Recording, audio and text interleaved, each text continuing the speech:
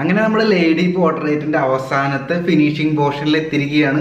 ഒരു പടം എങ്ങനെ ഫിനിഷ് ചെയ്യാം, ഇതിൽ കുറച്ച് ഡ്രസ്സിന്റെ കുറച്ച് പോർഷൻസ് ഒക്കെ വരയ്ക്കാനുണ്ട്. അപ്പോൾ ആ വീഡിയോ കണ്ടിട്ട് നമുക്ക് തിരിച്ചു വരാം. അപ്പോൾ നമ്മുടെ ലേഡി പോർട്രേറ്റിൻ്റെ അവസാനത്തെ എപ്പിസോഡിലേക്ക് കിടക്കാം. ഇതിനു മുമ്പുണ്ടായിരുന്ന എപ്പിസോഡ് എല്ലാവർക്കും കണ്ടു ഇഷ്ടപ്പെട്ടു എന്ന് വിചാരിക്കുന്നു. സപ്പോർട്ട് ചെയ്ത എല്ലാവർക്കും ഒരുപാട് താങ്ക്സ്. ഇപ്പോൾ നമ്മൾ ആ ലേഡിയുടെ ഡ്രസ്സാണ് വരയ്ക്കുന്നത്, ഒരു ബ്ലാക്ക് ഡ്രസ്സാണ്. ഇപ്പോൾ ഞാൻ ചെയ്യുന്നത് ശ്രദ്ധിക്കുക, ഞാൻ ബ്ലാക്ക് ഡ്രസ്സാണെന്ന് പറഞ്ഞിട്ട് നേരിട്ട് ഡാർക്ക് കളർ അപ്ലൈ ചെയ്യല്ല ചെയ്യുന്നത്. ഓരോ ലൈറ്റ് ഷെയ്ഡിൽ നിന്നാണ് ഞാൻ ഡാർക്കിലേക്ക് കൊണ്ടുവരുന്നത്. ഇങ്ങനെ ചെയ്താൽ എന്താ ഗുണം എന്ന് വെച്ചാൽ, നിങ്ങൾ നേരിട്ട് ഇപ്പോൾ 10B പെൻസിൽ അല്ലെങ്കിൽ 8B പെൻസിൽ ഉപയോഗിക്കുമ്പോൾ ആ ഒരു ഡാർക്ക്നെസ് കിട്ടില്ല. കാരണം പേപ്പറിനൊരു ടെക്സ്ചർ ഓൾറെഡി ഉണ്ടാവുമല്ലോ. എത്ര സ്മൂത്ത് പേപ്പർ ആണെങ്കിലും അതിന് ചെറിയൊരു ടെക്സ്ചർ ഉണ്ടാവും. അപ്പോൾ ആ കുഴികളിലേക്ക് കൂടി നമ്മുടെ പെൻസിലിൻ്റെ ഗ്രാഫൈറ്റ് ഇറങ്ങിയാൽ മാത്രമേ നല്ല ഡാർക്കായിട്ട് തോന്നുള്ളൂ. അപ്പോൾ 2-3 ലെയറായിട്ട് ഡാർക്ക് കളർ അപ്ലൈ ചെയ്യുമ്പോൾ ആ പേപ്പറിൻ്റെ ടെക്സ്ചറിൻ്റെ അകത്തേക്ക്, അതായത് പേപ്പറിൻ്റെ ചെറിയ ചെറിയ കുഴികൾ ഉണ്ടാവില്ല, അതിൻ്റെ അകത്തേക്ക് ഗ്രാഫൈറ്റ് നല്ലോണം ഇറങ്ങി ഫുള്ളായിട്ട് തിക്ക് ബ്ലാക്ക് കളർ കിട്ടും. അപ്പോൾ ഈ ഒരു കാര്യം വളരെ ശ്രദ്ധിച്ചു കഴിഞ്ഞാൽ നല്ല രീതിയിൽ ആ ഡാർക്ക് ടോൺ, ആ ഡാർക്ക് ക്ലോത്തൊക്കെ നമുക്ക് ചെയ്തെടുക്കാനായിട്ട് സാധിക്കും. ഇപ്പോൾ ഞാൻ പലരും ചെയ്യുന്നത് ശ്രദ്ധിച്ചിട്ടുണ്ട്. ഡാർക്കുള്ള പോർഷൻ കാണുമ്പോൾ തന്നെ 10B പെൻസിൽ അല്ലെങ്കിൽ 8B പെൻസിൽ നേരിട്ട് എടുത്ത് അങ്ങോട്ട് യൂസ് ചെയ്യും. അതിനേക്കാളും നല്ല മെത്തേഡ് ലെയർ ബൈ ലെയർ ചെയ്യുന്നൊരു മെത്തേഡ് തന്നെയാണ്. ഈ ഡ്രോയിങ് ഞാൻ പേപ്പറിൻ്റെ ടോപ്പ് ലെഫ്റ്റിൽ നിന്ന് ബോട്ടം റൈറ്റിലേക്ക് ഫിനിഷ് ചെയ്യുന്ന ഒരു മെത്തേഡാണ് സ്വീകരിച്ചിട്ടുള്ളത്. നമ്മുടെ കൈ വീണ്ടും ആ പേപ്പറിൻ്റെ മുകളിലേക്ക് കയറി ചെളിയാകാതിരിക്കാനാണ്. അപ്പോൾ ഈ ഡ്രസ്സ് ചെയ്ത് ഫിനിഷ് ചെയ്യുമ്പോൾ നമ്മുടെ പോർട്രേറ്റ് ഡ്രോയിങ് അവസാനിക്കും. അപ്പോൾ ഡ്രസ്സ് ചെയ്യണേക്കാൾ മുമ്പ് കുറച്ച് സമയം എടുത്ത് നമ്മുടെ ഡ്രോയിങ് ഒക്കെ നോക്കിയിട്ട് എവിടെയെങ്കിലും എന്തെങ്കിലും ചെയ്യാൻ ബാക്കിയുണ്ടോ, ഡീറ്റെയിലിംഗ് ബാക്കിയുണ്ടോ, ഷെയ്ഡിങ് ബാക്കിയുണ്ടോ, ഹൈലൈറ്റ് കൊടുക്കാൻ ബാക്കിയുണ്ടോ എന്നൊക്കെ നോക്കി ഫുൾ ഫൈനലൈസ്ഡ് ആയിട്ട് മാത്രമേ നമ്മുടെ ഡ്രോയിങ് ഫിനിഷിംഗ് പാർട്ടിലേക്ക്, അതായത് പേപ്പറിൻ്റെ ബോട്ടം റൈറ്റ് പാർട്ടിലേക്ക് കടക്കാൻ പാടുള്ളൂ. എന്നിട്ട് അവിടെ വെച്ച് ഫിനിഷ് ചെയ്യുകയാണെങ്കിൽ നല്ല നീറ്റായിട്ട് നമ്മുടെ പേപ്പറും നമ്മുടെ ഡ്രോയിങ്ങും കിട്ടും. എപ്പോഴും ഡാർക്ക് കളർ അപ്ലൈ ചെയ്യുന്ന ഭാഗങ്ങളുണ്ടെങ്കിൽ ചെറിയ ചെറിയ പോർഷൻസ് ആക്കി ഡിവൈഡ് ചെയ്തിട്ട് അങ്ങനെ ചെയ്യണമായിരിക്കും നല്ലത്. ഇപ്പോൾ ഒരു ഹ്യൂജ് ഏരിയ ഫുള്ളായിട്ട് ബ്ലാക്ക് അടിക്കുമ്പോൾ നമുക്ക് അത്രയും ക്ഷമ, അല്ലെങ്കിൽ അത്രയും പെൻസിലിൽ അത്രയും കൺട്രോള്, അല്ലെങ്കിൽ അത്രയും പ്ലെയിനായിട്ട് നമുക്ക് ചിലപ്പോൾ ആ ഒരു ഡാർക്ക് കളർ അപ്ലൈ ചെയ്യാൻ പറ്റിയെന്ന് വരില്ല. അതിന് പകരം ചെറിയ ചെറിയ പോർഷൻസ് ആക്കി ഡിവൈഡ് ചെയ്ത് ചെയ്യുമ്പോൾ നമുക്ക് നീറ്റായിട്ട് നല്ല നമുക്ക് ആവശ്യമുള്ള ആ ടോണിനനുസരിച്ചുള്ള ഡാർക്ക് കളർ ഉണ്ടാക്കാനായിട്ട് സാധിക്കും. അതുകൊണ്ടാണ് ഞാനിവിടെ ഡ്രസ്സ് മൊത്തത്തിൽ ചെയ്യാതെ ചെറിയ ചെറിയ പോർഷൻസ് ഡാർക്കാക്കി എടുക്കുകയാണ്. പിന്നെ എനിക്ക് ഈ പെൻസിൽ, ആർട്ട് ലൈൻ പെൻസിൽ ഭയങ്കര ഇഷ്ടമാണ്. ആർട്ട് ലൈൻ 10B ഒക്കെ നല്ലൊരു ബ്ലാക്ക് ടോൺ വരുന്ന പെൻസിലാണ്. ഇപ്പോൾ സ്റ്റെഡ്ലർ ആണെങ്കിൽ, സ്റ്റെഡ്ലർ ഞാൻ മുമ്പ് യൂസ് ചെയ്തിട്ടുണ്ട്. സ്റ്റെഡ്ലർ വളരെ നല്ല ബ്രാൻഡാണ്. ആർട്ട് ലൈനെ വെച്ചൊക്കെ നോക്കുമ്പോൾ ടോപ്പ് ബ്രാൻഡ് തന്നെയാണ് സ്റ്റെഡ്ലർ. പക്ഷേ സ്റ്റെഡ്ലറിൻ്റെ 10B 8B റേഞ്ചിലുള്ള പെൻസിലിന് ഇത്രയും ബ്ലാക്ക് ഇല്ല എന്നാണ് എൻ്റെ ഒരു അഭിപ്രായം. ഞാൻ മുമ്പ് പെൻസിൽസിൻ്റെ പ്രധാനപ്പെട്ട ബ്രാൻഡുകളൊക്കെ കമ്പയർ ചെയ്ത വീഡിയോ ചെയ്തിട്ടുണ്ട്. അതിൽ കയറി നോക്കിയാലും നിങ്ങൾക്ക് കാണാനായിട്ട് സാധിക്കും ആ ആർട്ട് ലൈൻ്റെ ആ ഒരു 10B 8B റേഞ്ച് അത് വേറെ ലെവലാണ്. അത് കറക്റ്റ് ബ്ലാക്ക് കളർ കിട്ടുന്ന പെൻസിലാണ്. പിന്നെ സ്റ്റെഡ്ലറിൻ്റെ മാർസ് ലുമോഗ്രാഫ് ബ്ലാക്ക് എന്ന് പറഞ്ഞിട്ടൊരു സീരീസ് ഉണ്ട്. അതിൻ്റെ 10B 8B ഒക്കെ കുറച്ചുകൂടി നല്ലതാണ്. അത് കറക്റ്റ് ചാർക്കോൾ പോലെ ഇരിക്കും. ഞാൻ സാധാരണ ഈ ഗ്രാഫൈറ്റ് പോർട്രേറ്റിൽ ചാർക്കോൾ മിക്സ് ചെയ്യാറില്ല. ചാർക്കോൾ യൂസ് ചെയ്യണമെങ്കിൽ അതിന് സെപ്പറേറ്റ് ഫുൾ ചാർക്കോൾ ഡ്രോയിങ് ആണ് ചെയ്യുക. ഗ്രാഫൈറ്റ് പെൻസിൽ ചെയ്യുമ്പോൾ അത് മൊത്തം ഗ്രാഫൈറ്റ് കൊണ്ട് തന്നെ തീർക്കാറുണ്ട്. എന്തുകൊണ്ടാണെന്ന് ചോദിച്ചാൽ എനിക്കറിയില്ല. അത് പണ്ട് തൊട്ടേ ശീലമാണ്. ചിലപ്പോൾ ചാർക്കോൾ യൂസ് ചെയ്ത് കഴിഞ്ഞാൽ ചിലപ്പോൾ വേറിട്ട് നിൽക്കും. ചാർക്കോൾ എന്ന് പറയുമ്പോൾ അതിൻ്റെ അകത്ത് കരിയാണ്, കാർബണാണ്. അത് ഈ ബ്ലാക്ക് കളറുള്ള സർഫസിലൊക്കെ യൂസ് ചെയ്ത് കഴിഞ്ഞാൽ ഭയങ്കര സെപ്പറേഷനായിരിക്കും. ആ ഒരു മാച്ച് കിട്ടില്ല, ആ ഡാർക്ക് ടോൺ ആ ബ്ലാക്ക് ടോണൊക്കെ തമ്മിൽ. അതുകൊണ്ടാണ് ചാർക്കോൾ ഞാൻ മിക്സ് ചെയ്ത് യൂസ് ചെയ്യാത്തതെന്ന് തോന്നുന്നു. ഇനി വരുന്ന എപ്പിസോഡ്സിൽ നമുക്ക് ചാർക്കോൾ ഡ്രോയിങ് ചെയ്ത് നോക്കാം. ചാർക്കോളിൽ ഇതുപോലെ സോഫ്റ്റ്, മീഡിയം, ഹാർഡ് എന്നൊക്കെ പറഞ്ഞിട്ടുള്ള പെൻസിലൊക്കെ ഉണ്ട്. അപ്പോൾ അതൊക്കെ എന്തൊക്കെയാണെന്ന് ഡീറ്റെയിൽ ആയിട്ട് പഠിക്കാം. കുറേ പേര് ചോദിക്കുന്നുണ്ട് ചാർക്കോൾ പെൻസിൽ ഏതൊക്കെ നല്ലതെന്ന്. ഇപ്പോൾ ആക്ച്വലി നമ്മൾ കുറേ വീഡിയോ ചെയ്യുന്നതുകൊണ്ട് എല്ലാവരുടെ കമൻറ്റിന് റിപ്ലൈ ചെയ്യാനായിട്ട് സമയം കിട്ടാറില്ല. പക്ഷേ ഞാൻ എല്ലാ കമൻറ്റും വായിച്ചു നോക്കാറുണ്ട് കേട്ടോ. ഇനിയിപ്പോൾ നിങ്ങൾ ചെയ്ത കമൻറ്റിൽ എനിക്ക് സ്ട്രൈക്കിംഗ് ആയിട്ട് തോന്നിയ 2-3 കമൻസിന് ഞാൻ റിപ്ലൈ തരാം.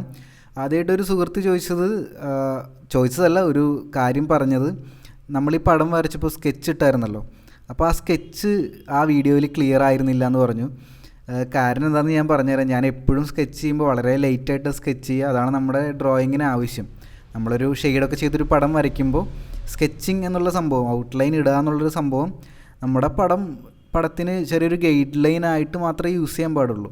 എന്തൊക്കെ എവിടെയൊക്കെ ഉണ്ടെന്ന് ജസ്റ്റ് അടയാളപ്പെടുത്തുക. അതാണ് സ്കെച്ചിങ്ങിലൂടെ ഉദ്ദേശിക്കുന്നത്. നമ്മൾ ഫുള്ളായിട്ടൊന്നും ഔട്ട്ലൈൻ ചെയ്യില്ല, അതാണ് ഡാർക്കായിട്ട് ചെയ്യില്ല. അത് പണ്ട് തൊട്ടേ ശീലമായിപ്പോയി. അപ്പോൾ വരച്ച് കഴിയുമ്പോഴാണ് ഞാൻ ആലോചിക്കുക ക്യാമറയിൽ അത് പതിയുന്നില്ലല്ലോ എന്ന്. ഇനിയിപ്പോൾ അടുത്ത വീഡിയോസ് ഞാൻ കുറച്ചും കൂടി ഒന്ന് ഡാർക്കായിട്ടൊന്ന് സ്കെച്ച് ചെയ്യാം. പക്ഷേ ഡാർക്കായിട്ട് സ്കെച്ച് ചെയ്യുമ്പോൾ നമ്മുടെ പടത്തിന് വിചാരിച്ചത്ര ഭംഗി ഉണ്ടാവില്ല.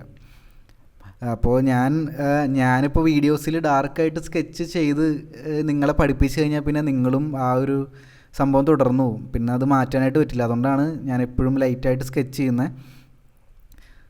അപ്പോൾ വീഡിയോ അതിൽ കണ്ടില്ലെങ്കിൽ, കാണാൻ പറ്റിയില്ലെങ്കിൽ ആ ഒരു കാര്യത്തിന് ഞാൻ നിങ്ങളുടെ അടുത്ത് ക്ഷമ ചോദിക്കുകയാണ്. പിന്നെ അടുത്ത സുഹൃത്ത് പറഞ്ഞൊരു കാര്യം, റെഫറൻസ് പിക്ചറിൻ്റെ ലിങ്ക് ഇൻക്ലൂഡ് ചെയ്യാമായിരുന്നു എന്നാണ്.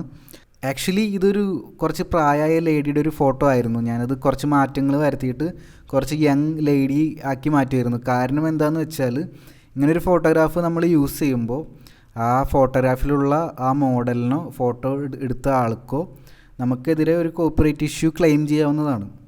അപ്പോൾ നമ്മുടെ ചാനലിൽ കുറച്ച് വ്യൂവേഴ്സൊക്കെ ഉള്ള കാരണം ചിലപ്പോൾ പെട്ടെന്ന് അവർ ശ്രദ്ധിച്ചെന്നൊക്കെ വരും. അതുകൊണ്ടാണ് ഞാൻ ആ റെഫറൻസ് പിക്ചർ ഇപ്പോൾ ഡൗൺലോഡ് ചെയ്യാനുള്ള ലിങ്കൊന്നും കൊടുക്കാത്തത്. അതുപോലെ തന്നെ കുറച്ച് മാറ്റങ്ങളും ഞാൻ വരുത്തിയിട്ടുണ്ട് ഈ പടത്തിൽ. ഇനി ഭാവിയിൽ നമ്മൾ പടങ്ങൾ വരയ്ക്കുമ്പോൾ ഞാൻ കോപ്പിറൈറ്റ് ഫ്രീ ആയിട്ടുള്ള സൈറ്റിൽ നിന്നൊക്കെ ഇമേജൊക്കെ ഡൗൺലോഡ് ചെയ്തിട്ട് നിങ്ങൾക്ക് റെഫറൻസ് പിക്ചറിന് ലിങ്ക് തരാം. അപ്പോൾ ഇങ്ങനെ ഒരു കാര്യം ഓർമ്മപ്പെടുത്തിയതിന് ആ സുഹൃത്തിന് പ്രത്യേക നന്ദിയുണ്ട്. ഇതുപോലെ തന്നെ വേറൊരു സുഹൃത്ത് പറഞ്ഞത് എന്താണെന്ന് വെച്ചാൽ, നമ്മൾ പടം വരയ്ക്കുമ്പോൾ അതാത് പോർഷൻസ് എന്തൊക്കെയാണ് വരയ്ക്കുന്നത് അതിൻ്റെ റെഫറൻസ് പിക്ചറിൻ്റെ ആ ഫുൾ ഫോട്ടോ അല്ലെങ്കിൽ ആ പോർഷൻ്റെ ഫോട്ടോ ഒരു സൈഡിലായിട്ട് കാണിച്ചാൽ കുറച്ചും കൂടി നന്നായിട്ട് ഫോളോ അപ്പ് ചെയ്യാൻ പറ്റുമെന്നാണ് പറഞ്ഞത്.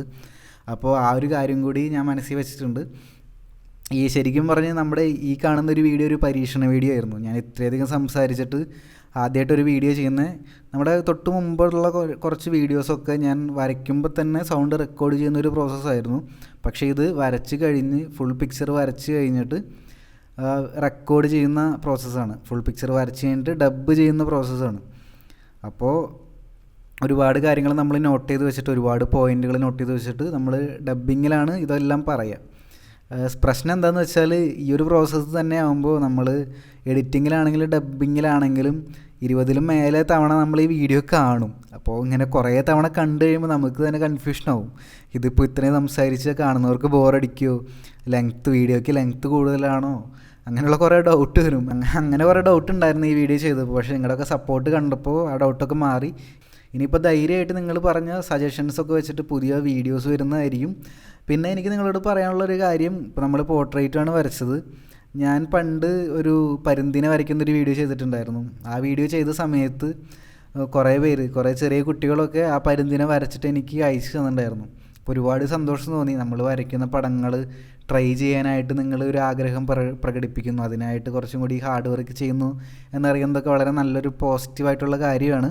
അപ്പോൾ ഇനി വരുന്ന വീഡിയോസിൽ ഞാൻ റെഫറൻസ് പിക്ചർ ഡൗൺലോഡ് ചെയ്യാനുള്ള ലിങ്കൊക്കെ ഉൾപ്പെടുത്താം. അപ്പോൾ നിങ്ങൾക്കും കൂടി ആ പിക്ചർ ഡൗൺലോഡ് ചെയ്ത് ട്രൈ ചെയ്യാനായിട്ട് സാധിക്കും. അതുപോലെ തന്നെ പോർട്രേറ്റ് മാത്രം നമ്മൾ വരച്ച് പഠിച്ചാൽ പോരാ, ബാക്കിയുള്ള കാര്യങ്ങൾ, അനിമൽസ് ഉണ്ട്, ലാൻഡ്സ്കേപ്പ് ഉണ്ട്, അതുപോലെ തന്നെ ഒബ്ജക്റ്റുകളുണ്ട്, സ്റ്റിൽ ലൈഫ്, അങ്ങനെ ഒരുപാട് കാര്യങ്ങൾ നമുക്ക് വരച്ച് പഠിക്കാനായിട്ട് പറ്റും. അങ്ങനെയുള്ള പടങ്ങൾ വരയ്ക്കുന്ന വീഡിയോസ് ഇതുപോലെ സീരീസായിട്ട് നമുക്ക് അപ്ലോഡ് ചെയ്യാം. അപ്പോൾ ഈ വീഡിയോ സീരീസിനെ സപ്പോർട്ട് ചെയ്ത എല്ലാവർക്കും ഒരുപാട് താങ്ക്സ് ഉണ്ട്. ഇതൊക്കെ നിങ്ങൾ ട്രൈ ചെയ്ത് നോക്കുമെന്ന് വിശ്വസിക്കുന്നു. എന്നും പറയാറുള്ള പോലെ നിങ്ങൾ വരയ്ക്കുന്നതൊക്കെ അടിപൊളിയായിട്ട് വരട്ടെ, എല്ലാവർക്കും നല്ല ആർട്ടിസ്റ്റ് ആവാനായിട്ട് പറ്റട്ടെ എന്ന് ആത്മാർത്ഥമായിട്ട് പ്രതീക്ഷിക്കുകയാണ്, ആശംസിക്കുകയാണ്. നമ്മുടെ ഇന്നത്തെ ഈ വീഡിയോ എല്ലാവർക്കും ഇഷ്ടപ്പെട്ടെന്ന് വിചാരിക്കുന്നു. ഇനി ഇതുപോലത്തെ പെൻസിൽ ഡ്രോയിങ്, അതുപോലെ തന്നെ പെയിൻറ്റിങ്, അതുപോലെ തന്നെ ആർട്ടിൻ്റെ ബേസിക് മുതലുള്ള ഓരോ ട്യൂട്ടോറിയൽസും ആയിട്ട് ഞാൻ വീണ്ടും നിങ്ങളുടെ മുന്നിൽ എത്തുന്നതായിരിക്കും. അപ്പോൾ വീഡിയോ ഇഷ്ടപ്പെട്ടാൽ നിങ്ങൾ ചാനൽ സബ്സ്ക്രൈബ് ചെയ്യുക, ലൈക്ക് ചെയ്യുക, കമൻറ്റ് ചെയ്യുക, ഷെയർ ചെയ്യുക. അടുത്ത ദിവസം മറ്റൊരു വീഡിയോ ആയിട്ട് നമുക്ക് വീണ്ടും കാണാം. ബൈ.